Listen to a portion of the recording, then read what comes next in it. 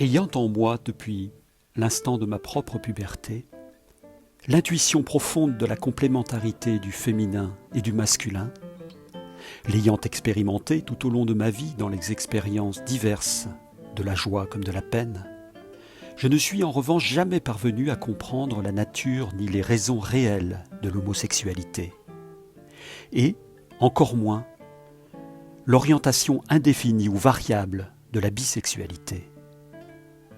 Tout ceci est, à vrai dire, demeuré pour moi un mystère. Je ne sais où me mèneront ces pages quant à ces questions, ni si les réponses peuvent apparaître. Je sais seulement que l'écriture est pour moi un puissant levier de recherche et de réflexion. Notre époque est, quant à elle, à l'égard du nombre important d'homosexuels, un vrai sujet de questionnement et d'appel à la connaissance. Puissent donc les ressources de l'intuition et de la réflexion me montrer la voie juste. Sans doute, le questionnement est-il lui-même une partie du chemin, une partie de la compréhension. De plus, il ne suffit pas de demander pourquoi l'homosexualité existe, et encore moins si elle est bonne ou mauvaise. Elle est, voilà tout. Et, point important, essentiel même à sa compréhension, elle n'est pas une option parmi d'autres que l'adolescent à l'aube de sa puberté choisirait librement. Elle s'impose à lui, avec la même force, la même puissance d'attraction et de vertige que celle qui éveille l'attirance du masculin et du féminin.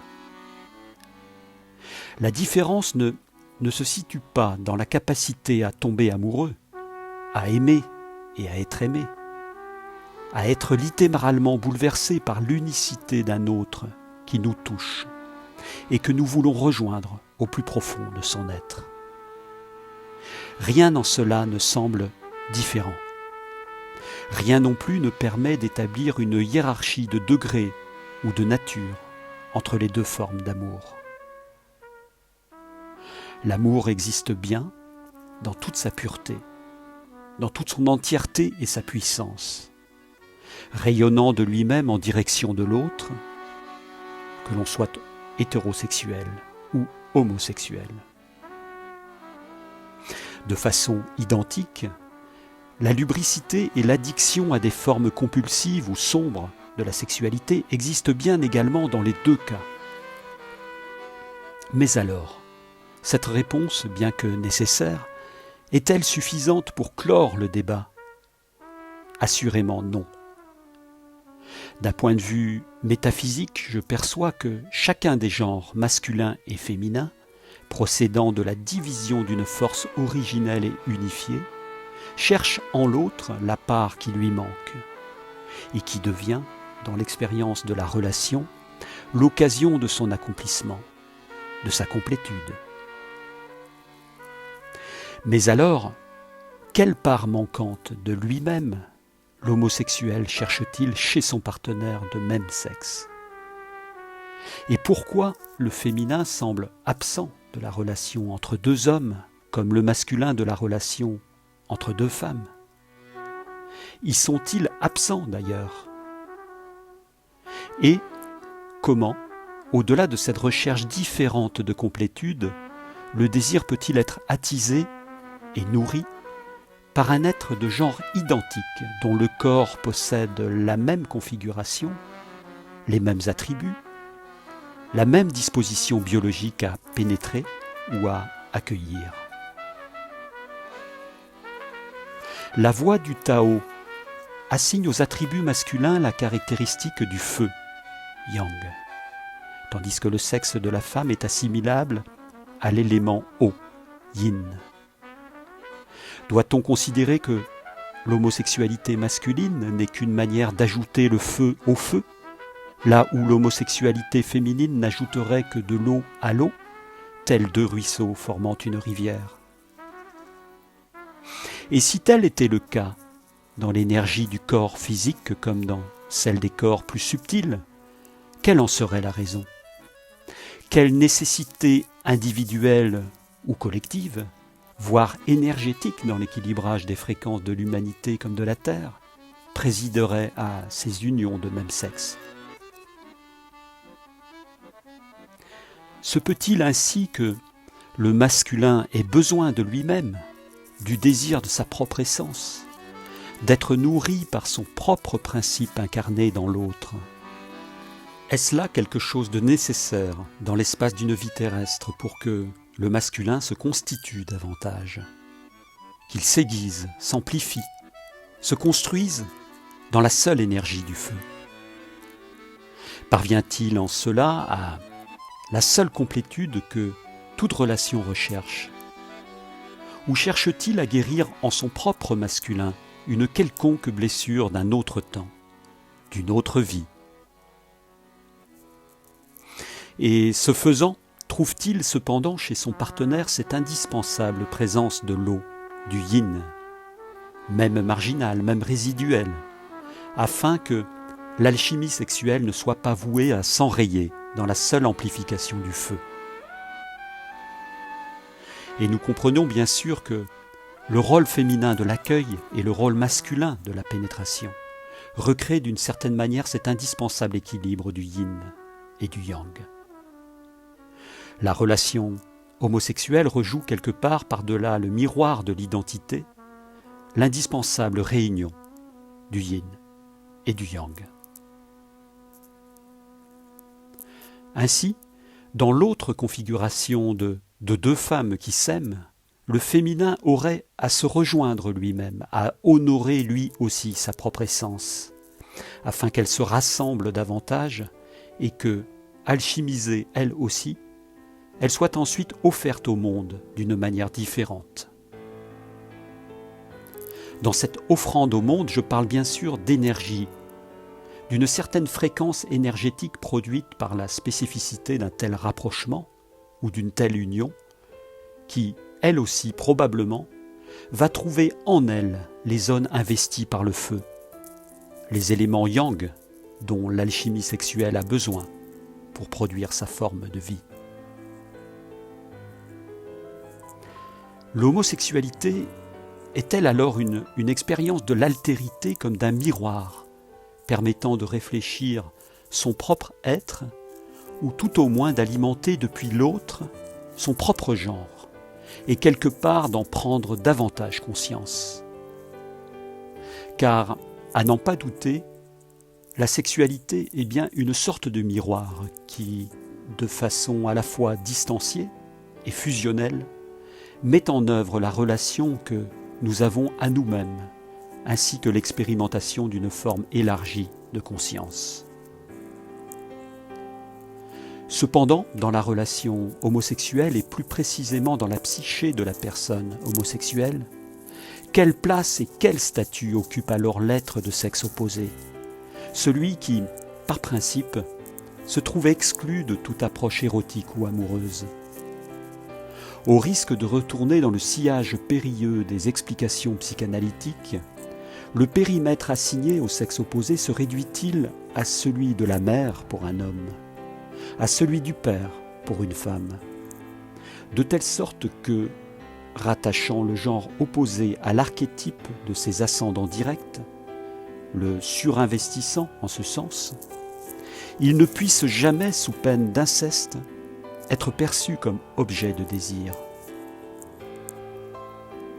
L'homosexualité serait alors une orientation par défaut, par réaction,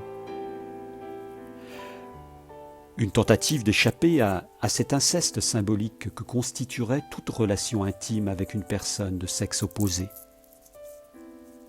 La femme, pour l'homosexuel homme, serait essentiellement une mère, réelle ou potentielle, non celle pouvant porter sa descendance, mais celle qui le renvoie de façon absolue, indépassable et normative, à l'utérus de sa propre génération, excluant que toute incarnation de femme à l'image de sa mère ne devienne un jour le réceptacle de ses projections amoureuses, et encore moins de son désir d'accouplement ou d'union.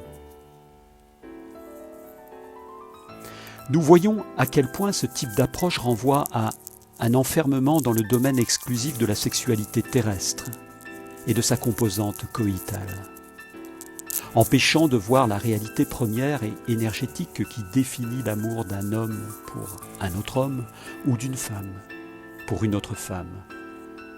Les approches à consonance psychanalytique ont également l'inconvénient d'enraciner l'origine de l'individu, quel qu'il soit, dans un substrat parental indépassable.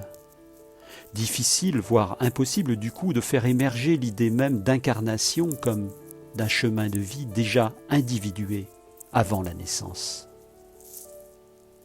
À ce stade de la réflexion, le problème semble ne plus être tant l'existence de l'homosexualité ni la compréhension que nous pouvons en avoir, que l'omniprésence et l'omnipotence du sexe et de sa pratique comme élément principal de notre regard sur l'humain. Le sexe étant partout, sur nos écrans, dans nos publicités et jusque dans l'espace public où il devient obscène, il en devient aussi la manière nouvelle et incontournable par laquelle un individu doit et peut s'affirmer. Je me définis comme hétéro, et là, sous l'œil d'une société ouverte, je dois désormais me sentir presque coupable de n'être que cela. Ou bien je me définis comme gay, comme lesbienne, bisexuelle, transgenre, fluide gender, queer, pansexuel, asexuel. La liste est si longue qu'une nouvelle niche identitaire semble se créer chaque jour. Le problème face à cette offre pléthorique de positionnement, c'est que j'ai cessé d'apparaître avant tout comme un être humain, simplement humain, portant en lui le sceau de son créateur et dont la sexualité est seulement un aspect, une modalité terrestre de son être qu'il réserve à l'intime, plutôt qu'à la bruyante exhibition de l'espace public. Au nom de la tolérance et d'une prétendue défense des minorités, cette exhibition est sans cesse encouragée, controversée certes, mais infiniment accueillie et promue dans l'espace de nos rues, de nos villes, à l'image des Gay Pride dont chaque ville se doit d'avoir la sienne. Comprendre l'humain et continuer d'en faire partie selon la norme qui prévaut, c'est forcément souscrire à cette criante affirmation de la pluralité des orientations. C'est acquiescer à cette volonté de briser les schémas éculés de la binarité de genre et des épouvantails que l'on agite en arrière-fond tels que le patriarcat, la famille, le mariage. Non que ces épouvantails ne puissent en effet être porteurs d'un douloureux passif, mais est-on capable, en les agitant, de voir le réel dessein que sert ce mouvement prétendument libertaire et progressiste, qui, loin d'émanciper l'homme dans le sens d'une réalisation de soi, fait régresser la perception qu'il a de lui-même, à l'appartenance à une communauté sexuelle, dessinant les barreaux d'une prison énergétique dont il n'a pas conscience. L'homme qui endosse cette cause est persuadé qu'il se bat pour sa liberté et celle de sa communauté. Plus encore, il se sent un acteur à part entière dans la profonde redéfinition de nos systèmes de valeurs, ainsi que dans l'édification d'une nouvelle norme sociale. À présent, ça le fait d'être non-genré, non-normé. Il sied à chacun d'adopter une attitude gender inclusive, à l'image de l'ONU, dont les consignes directrices enjoignent à déconstruire les stéréotypes de genre et à induire de nouvelles attitudes culturelles et sociales qui permettent précisément de se détacher, chaque fois que c'est possible, de la notion de genre comme d'un système de clivage ou d'exclusion non pertinent. Ainsi, par exemple, dans cette publication internet de l'ONU sur le sujet, à la rubrique « Boîte à outils » qui oriente vers une pratique correcte du langage, lisons-nous que la phrase suivante n'est pas suffisamment conforme au nouvel usage. Voici la phrase. Les invités sont cordialement invités à y assister avec leurs épouses. Il nous est indiqué qu'il faut dire « les clients » sont cordialement invités à y assister, non avec leurs épouses bien sûr, mais avec leurs partenaires. Un autre exemple qui a le tort de mettre en avant le pronom « il » voit lui aussi sa formulation retoquée. Ainsi, voici la phrase « Si un plaignant n'est pas satisfait de la décision du conseil, il peut demander une nouvelle audition. » Afin d'éviter donc d'avoir à genrer la phrase, la formulation requise est la suivante. Un plaignant qui n'est pas satisfait de la décision du conseil peut demander une nouvelle audition. La voix passive est par ailleurs conseillée, permettant d'éviter toute mention de genre. Exemple, l'auteur d'une communication doit avoir des preuves directes et fiables de la situation qu'il décrit. Et nous devons évidemment dire plutôt, l'auteur d'une communication doit avoir des preuves directes et fiables de la situation décrite, et non qu'il décrit. Voilà. Ainsi, la plus haute instance internationale entérine-t-elle cette contorsion de la langue qui doit câbler en chacun de nous les nouveaux conditionnements propres à imprimer dans le réel les mutations voulues. Contraindre le langage, gommer certaines spécificités de celui-ci, jusqu'à disqualifier certaines formes syntaxiques pour en préférer d'autres, moins genrées, ce n'est pas seulement agir sur le langage, c'est supprimer sciemment certains schémas de pensée pour en induire de nouveaux. C'est par conséquent entrer en chaque homme pour en modifier sa vision du monde. Or, la langue est un être vivant dont l'évolution ne se décrète pas par des circulaires, sinon à vouloir délibérément modifier le cours naturel de son évolution qui, en effet, est capable de lui-même d'intégrer ce que peu à peu les usages et le génie inventif des populations est capable de produire. Dans le cas présent, ces luttes revendicatives pour de nombreux droits, qui se trouvent comme par hasard déjà prévalidés par les instances internationales, sont absolument aveugles devant les mécanismes qui les engendrent et qui les manipulent, ne voyant pas que l'humain, loin d'établir en cela sa souveraineté individuelle, s'inscrit au contraire dans de nouveaux schémas d'assujettissement, de malléabilité, de vulnérabilité.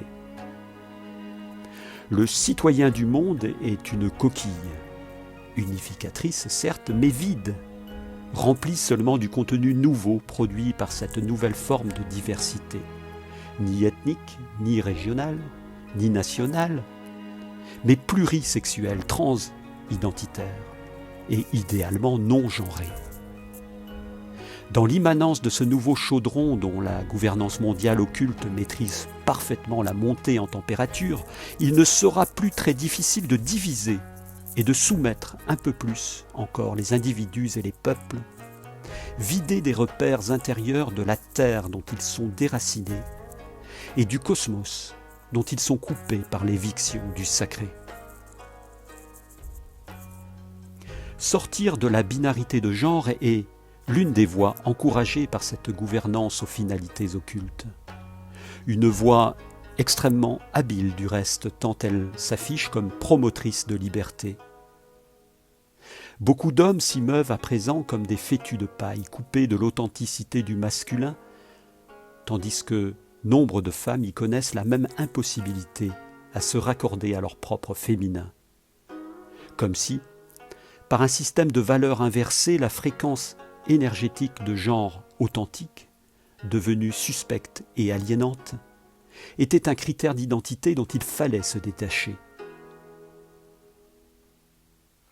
Les nouveaux usages de la langue sont quant à eux un moyen de nous rendre prisonniers des mots et des concepts, assujettis à penser selon le lexique et les formulations en vigueur, à entrer tantôt dans la promotion des valeurs LGBT, sans se demander quel maître sert en définitive ce mouvement, tantôt dans les postulats du néo-féminisme qui prévoit que notre corps nous appartient et qu'en vertu de ce critère indiscutable, nous pouvons en faire ce que nous voulons, sans aucun compte à rendre au principe de vie qui l'anime, voire sans aucun compte à rendre au principe d'une autre vie qu'il peut héberger.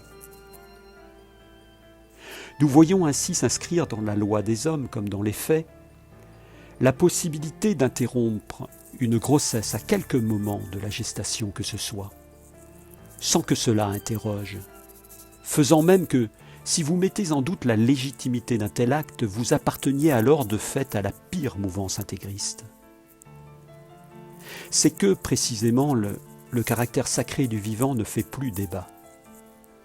Car le vivant, dans la nature, comme dans notre propre corps, est avant tout objet d'expérience ou d'expérimentation. Il a cessé dans l'esprit des hommes d'être traversé et nourri par la seule énergie de vie qui pourtant est à la racine de tout être, à savoir l'énergie créatrice de Dieu. Jamais alors il est question de ce qu'est vraiment et spirituellement le ventre d'une femme, sa terre symbolique, ni de l'éducation à présent entièrement déléguée à l'école, une éducation non pas, comme c'est le cas, à la sexualité précoce, mais à la connaissance de notre essence profonde, à ce que cela implique vis-à-vis de notre propre corps, de nos propres pulsions, à la domestication du feu sacré qui, s'il reste livré à lui-même et qu'il est perpétuellement attisé par l'hypersexualisation de nos sociétés, continuera à faire de nos jeunes hommes des consommateurs immatures et irresponsables de ce feu sacré, et de nos jeunes femmes des êtres voués à ne jamais comprendre ni connaître leur pouvoir réel, ni la grandeur de leur rôle dans la création. Face à cela, l'amour est la clé, la seule clé. Mais il est bien loin des préoccupations de l'humanité. L'amour de soi, en tout premier lieu, et non l'autoglorification de l'ego par la revendication permanente de ses droits.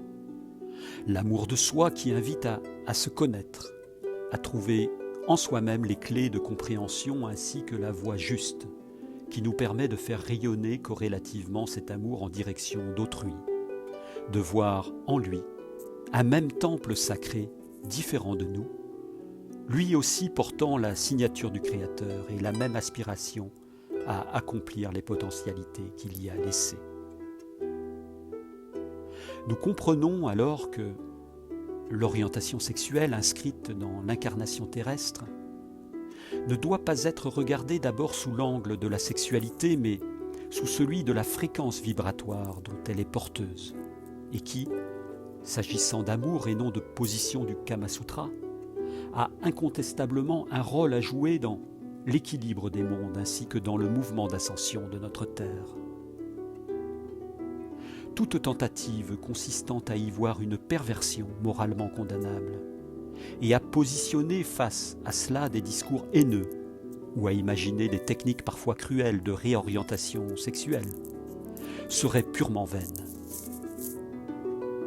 La multiplicité infinie des expériences humaines est en revanche l'indice que, individuellement, nous ne sommes pas l'étalon ni la mesure de toute chose. Nous ne détenons qu'une part incarnée et vécue par l'expérience de la réalité du tout. Il en va ainsi de notre propre vécu et expérience, du masculin comme du féminin, de ces deux polarités que nous portons tous en part variable, que nous soyons hommes ou femmes. D'aucuns ont défendu l'idée que l'hétérosexualité et l'homosexualité n'étaient en définitive que deux extrémités d'un continuum, d'un spectre aux infinies nuances qui feraient la part belle à la bisexualité comme orientation la plus répandue. Je ne souscris pas à cette vision, percevant que tout être humain, quoiqu'en des proportions et des temps différents, tente immanquablement vers l'une des polarisations. Je conçois en revanche que celle-ci, polarisée, tantôt davantage comme homme, tantôt davantage comme femme, et ainsi définie comme telle, possède en lui les horizons intuitifs du sexe opposé, la capacité à appréhender et parfois à vivre les caractéristiques spirituelles, émotionnelles, voire physiques du sexe opposé. Certaines incarnations se font même d'une manière qui met à mal ce continuum aux proportions variables, faisant que, pour des raisons karmiques, certaines âmes aient à s'incarner dans un corps du genre opposé. L'âme est genrée, c'est du moins la perception que j'en ai, tandis que le corps, lui, est sexué. Il arrive que, non certainement sans raison, un mauvais génie, si ce ne sont en amont les conséquences de nos actes ainsi que nos propres choix d'incarnation, brouille les cartes et associe une âme et un corps qui auront bien du mal à faire leur vie ensemble, à s'identifier l'un à l'autre. C'est alors le plus souvent à un chemin pavé de difficultés, de distorsions, de contradictions, intimement vécues, que doivent se préparer ceux et celles qui viennent ainsi sur terre. Ils n'auront, pour ainsi dire, de cesse d'éprouver leur être profond comme étant en opposition à leur corps physique, expérimentant ce que l'on appelle la dysphorie de genre. Plus encore, beaucoup chercheront par tous les moyens actuels de l'hormonothérapie et de la chirurgie à corriger cette discordance, à vouloir recréer un alignement jusque-là douloureux et impossible entre leur identité spirituelle, les corps énergétiques intermédiaires et leur corps physique. En plusieurs lieux et époques de la Terre, des communautés fondées sur cette caractéristique de transidentité ont vu le jour et ont occupé un rang tantôt décrié et sujet aux persécutions, tantôt respecté et rattaché au pouvoir des dieux. Dans le sud de l'Indonésie, les Bissous assuraient au sein de communautés très hiérarchisées des fonctions de prêtrise, d'intermédiaire entre les deux mondes. Ils se devaient de réunir les caractéristiques des deux sexes opposés et constituaient en tant que tel un genre à part. Leur reliance aux autres mondes s'inscrivait dans un langage secret appelé langage des gens du ciel ou langage des dieux. Perçus comme mi-homme, mi-femme, mi-mortel, mi-dieu, ils portent ou accueillent en eux l'ensemble de ces énergies, les rendant capables, par des rituels de transe, d'interférer avec le monde des esprits et de recevoir les enseignements de la divinité suprême. En Inde, les hijras, dont l'existence remonte à plusieurs milliers d'années, détenaient quant à eux un pouvoir symbolique important sous la protection de la déesse Bahushura Mata. Sans surprise, le pouvoir colonial britannique les criminalisa pour indécence publique, leur simple apparence n'étant pas compatible avec les schémas culturels et religieux de l'occupant. Bien que la place de cette communauté dans la société hindoue ait depuis été rétablie et légitimée par des dispositions de loi, la vision coloniale a laissé des traces qui perpétuent le dénigrement ainsi que le rejet dont elle est à présent victime, cantonnée pour survivre aux tâches dégradantes de la mendicité et de la prostitution. La leçon de cet exemple, un parmi bien d'autres, est bien que cette particularité de genre, loin d'avoir historiquement été un problème en ces lieux naturels d'émergence, ne l'a finalement été que par l'introduction d'un regard nouveau et extérieur, qui, là aussi, ne s'y est porté qu'avec les lunettes du sexe habillées de morale religieuse. À bien y regarder, il est incroyable de constater à quel point cette morale religieuse, qui a corseté notre histoire, est bien à l'opposé de l'innocence. Se construisant avec des dehors prohibitifs, elle a constamment entretenu et développé en elle-même la culture de son contraire, dont le mélange dans l'esprit a créé une chose très curieuse, le vice.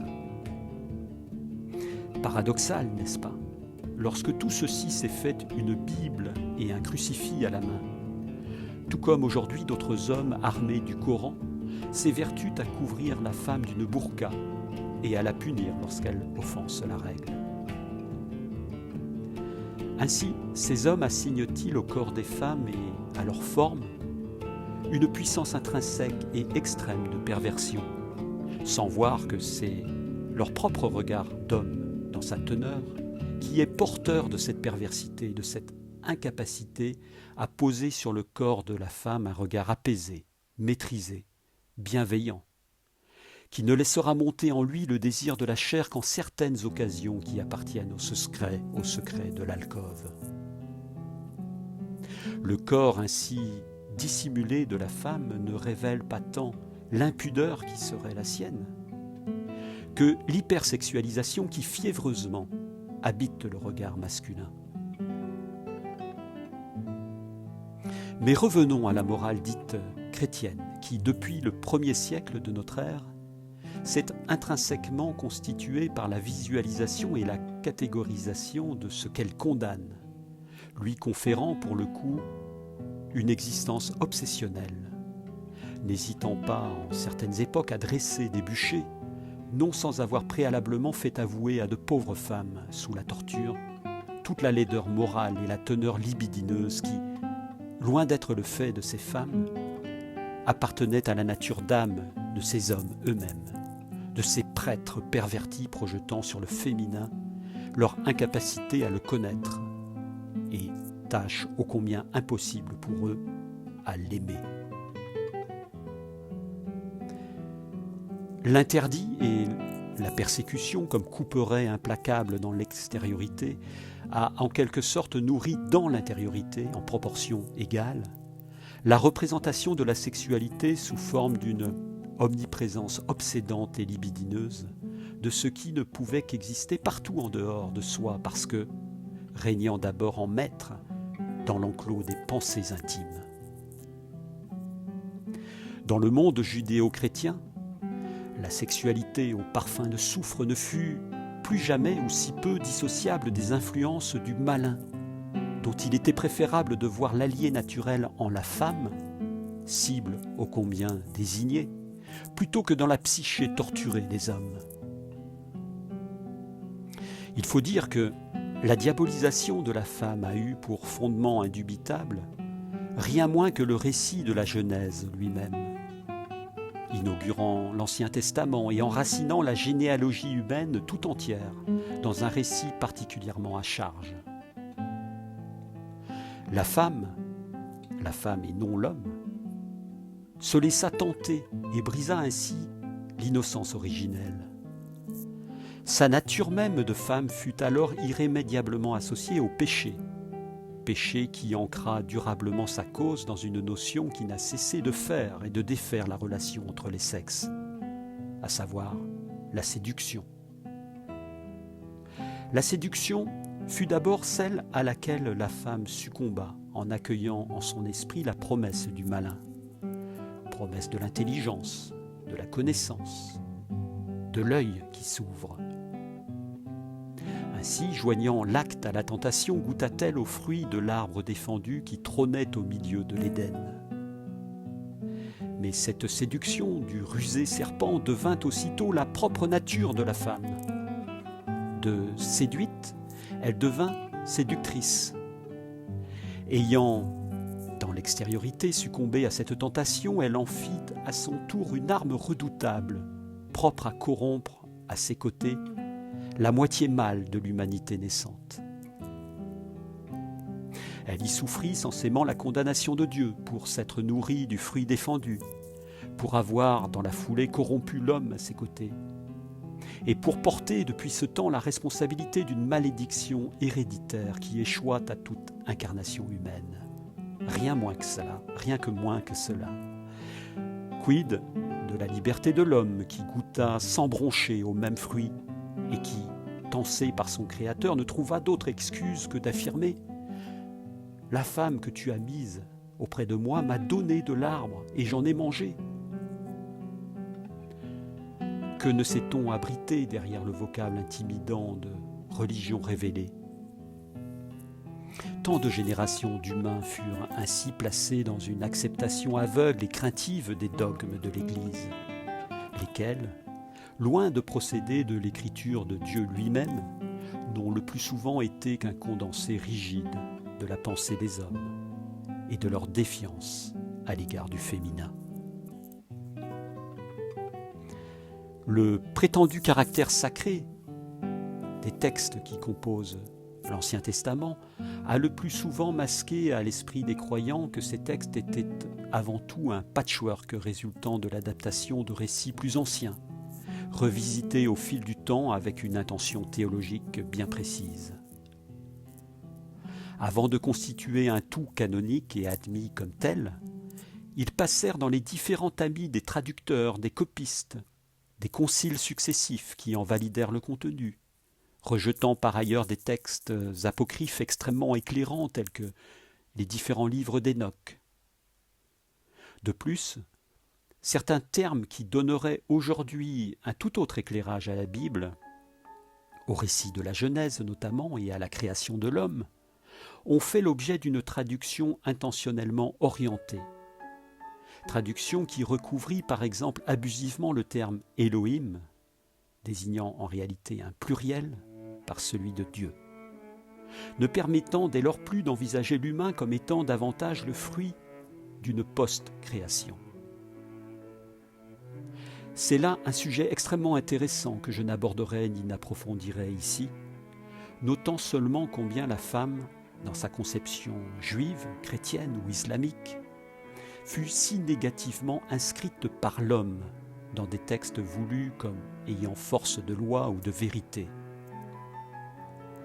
Les trois grandes religions abrahamiques auront ainsi pour longtemps fondé les bases d'une incompréhension totale du féminin, qui allait faire tant de mal. Du féminin en la femme, qui l'incarne, mais aussi du féminin en l'homme, comme horizon de sa complétude et de sa réalisation. La sagesse bouddhiste nous a laissé cette sentence qui finalement en dit tant sur nous-mêmes et sur le chaos du monde. Citation. L'ego dit « Quand tout sera en place, je trouverai la paix. » L'âme dit « Trouve la paix et tout se mettra en place. » Fin de citation. L'ego est incontestablement le maître. Seul et obstiné, il régna en sombre destructeur de notre humanité terrestre, en empêcheur de notre accomplissement. Cet asservissement à l'ego, qu'on pourrait nommer aussi intellect, fut paradoxalement choisi et voulu par notre libre arbitre. Invariablement transmis depuis la nuit des temps et constituant en cela le véritable sens du caractère héréditaire de ce fameux péché, bien loin de la conception d'une victime à la fois originelle et expiatoire que serait la femme.